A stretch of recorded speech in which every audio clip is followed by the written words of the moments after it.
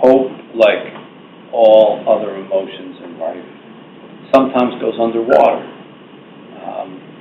Just like when you're swimming, sometimes you dip under the water, but as long as you know you're going to rise back up again, it's a little bit like a sun going behind a cloud. I don't forget about the sun, I just don't see it. So you have some moments where you're not so hopeful, you have some moments where you're a little depressed.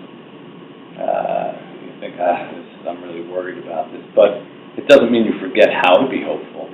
It doesn't mean that you don't believe that hope will find its way back to you again. That is different. That's despair. Despair is a terribly cruel word, and a terribly cruel way to find yourself in life.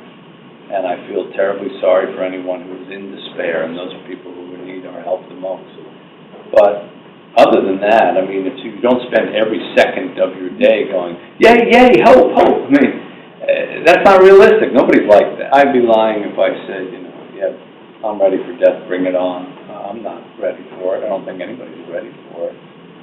I like to think that if suddenly I got one of those phone calls from a doctor, that the things that I have learned from these other people would kick in, and I'd be smarter, but I don't know that that's the case.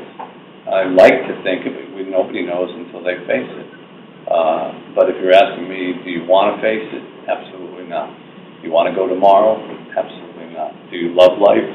Absolutely I do. Even with all its problems? Absolutely I do. Do you want it to go on for a long time? You bet. As long as it's possible. But of course, I'm selfish. I want to bring my loved ones with me. And I think the only thing that would make me lose the things I just described would be if I lost all the people who I loved along the way.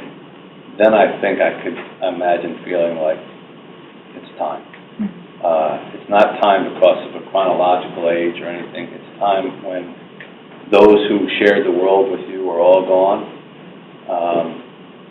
Then I don't know that I'd want to be here.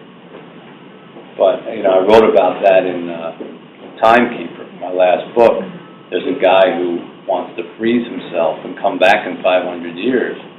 And Father Time, who's the character in the book, says to him, you can't do that. Why not? He says, well, there's a reason that God limits your days. What could be the reason? And the answer is to make each one of them precious. And to me, that's the great equation of life, is that the reason that we don't know when it's going to end is because that's what makes every day precious. If I told you you have 1,000,000 years to live, you wouldn't care about today or tomorrow or next year, whatever. You'd say, well, I got a lot of time. I got 1,000,000 more years. But if you don't know if tomorrow's your last day or not, then today is very precious to you. And I think it's a great equation of life. And I try to live my life like that, thinking, well, I don't know, tomorrow could be that day. So let's make sure that today contains at least some of what life is supposed to be.